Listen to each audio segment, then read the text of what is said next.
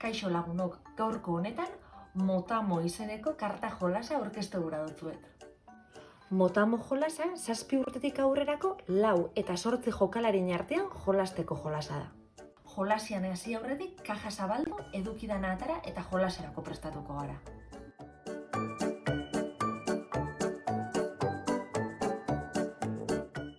Motamo jolasa karta jolas bada, eta edukixe, karta batzuk die.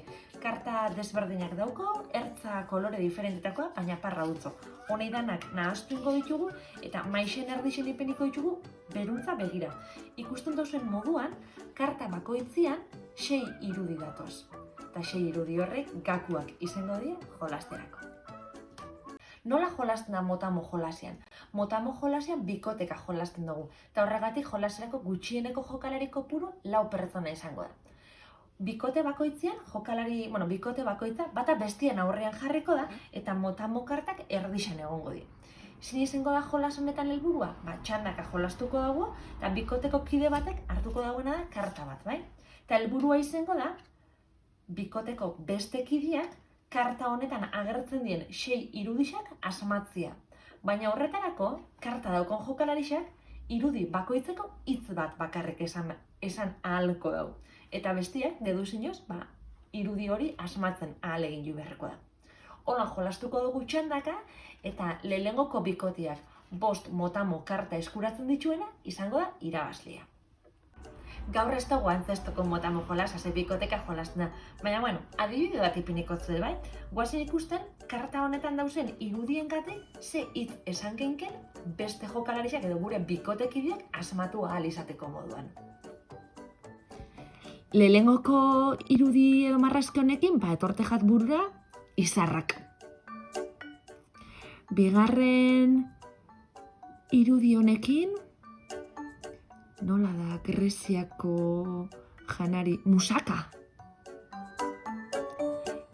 Hirugarren irudi honekin, ensaladia.